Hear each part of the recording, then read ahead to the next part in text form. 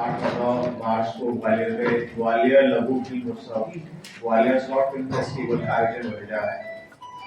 तो लगभग 2 महीने से इसकी तैयारियां चल रही थी।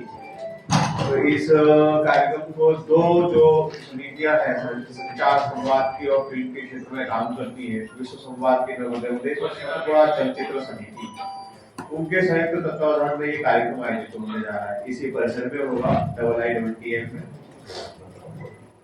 और इस परिषद के जो निदेशक हैं श्री आलोक शर्मा जी, वो इस आयोजन फिल्म फेस्टिवल के संयोजक भी हैं इस आयोजन के।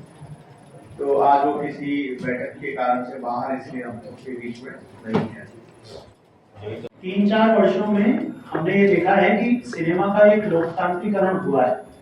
कैमरा की उपलब्धता जो है वो युवाओं के बीच में आई है और उसके माध्यम से लोगों ने बड़े ही नए नए प्रयोग किए हैं।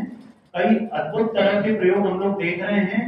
नए नए विषयों पर लोग अपनी फिल्म बना रहे हैं। ऐसे युवाओं को प्लेटफॉर्म मिलना ये आवश्यक है और यही इस पूरे फिल्म फेस्टिवल का मूल उद्देश्य है। Lokesh ji, Gwalior short film festival Gwalior में आयोजित हो रहा है, इसके बारे में जानकारी दीजिए। जी, मैं लोकेंद्र सिंह विश्व संवाद केंद्र में सचिव हूँ और जो इस फिल्म फेस्टिवल की आयोजक संस्थाएं दो हैं, विश्व संवाद केंद्र मध्य प्रदेश और सतपुड़ा चलचित्र समिति, दोनों के संयुक्त तत्वावधान में ये कार्यक्रम आयोजित है। दोनों फिल्म के क्षेत्र में भी काम करती हैं, खास करके कम्युनिकेशन के क्षेत्र में काम करती हैं। तो ये जो 2 दिन का फिल्म फेस्टिवल है, ये खास करके मध्य प्रदेश के जो फिल्मकार हैं, जिनको कई बार प्लेटफॉर्म नहीं मिलता, तो उनके लिए एक बड़ा मंच था। उनको उनके काम को समाज के सामने लेकर के आना और उनको एक अच्छे सकारात्मक विषयों पर, एक नैरेटिव बनाने वाले विषयों पर फिल्में बनाने के लिए प्रोत्साहित करना, ताकि वो फिल्में समाज को दिशा दे सकें और एक सुगठित समाज बनाने में सहायक हो। क्योंकि हम सब जानते हैं फिल्म जो है समाज जीवन की दिशा को प्रभावित करने में महत्वपूर्ण भूमिका निभाती है। तो उस प्रकार से एक उद्देश्य था कि यहाँ के फिल्मकारों को एक तो अपॉर्चुनिटी मिले और दूसरा उनको इस प्रकार के विषयों पर फिल्म बनाने के बारे में थोड़ा सोचें, वो चिंतन करें। तो इस प्रकार से हमारा एक उद्देश्य था। जैसा कि देखने में आता, भोपाल में बहुत सारे फिल्मकार आ रहे हैं जो अपने लोकेशंस पर शूट करते हैं। ग्वालियर अपने आप एक बड़ा अद्वितीय शहर है, कला और संस्कृति का एक बहुत बड़ा केंद्र है, तो यहाँ भी बहुत अच्छे लोकेशंस हैं। तो इसको प्रमोट करने के लिए आपका कोई विचार है? बिल्कुल, हम जितने भी लोग आएंगे उनके सामने इस बात को रखने वाले हैं कि मध्य प्रदेश पूरा ही फिल्म फ्रेंडली है। अभी मध्य प्रदेश को इस संदर्भ में एक अवार्ड भी मिला था शूटिंग फ्रेंडली स्टेट होने के कारण से, टूरिज्म फ्रेंडली स्टेट होने के कारण से।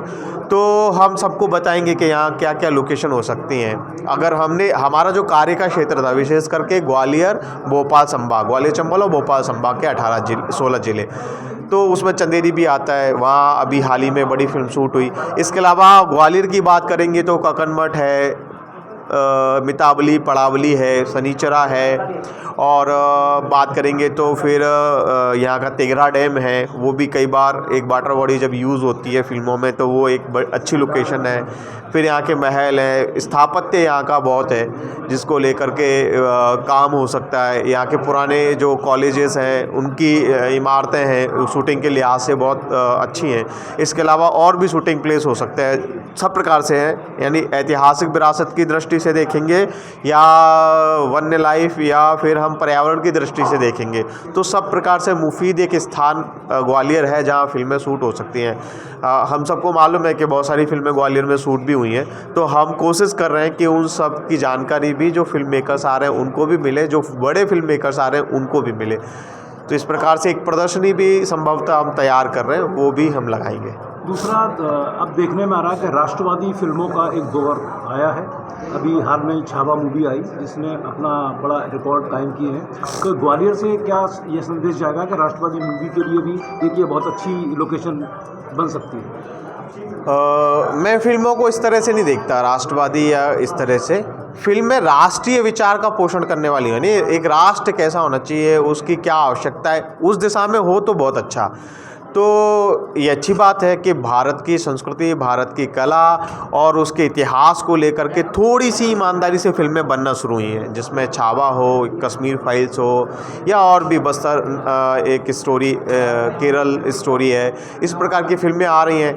तो एक नए अध्याय की ओर जा रहा है सिनेमा, तो लोगों को भी एक नया टेस्ट आ रहा है, तो लोग भी उनको प्रोत्साहित कर रहे हैं, देख रहे हैं, उनको भी कुछ नई चीज़ें जानने को मिल रही हैं। तो अच्छा है, सबके लिए स्पेस है। ऑडियंस अपने जो ऑडियंस है वो अपनी फिल्में खुद चुनती है।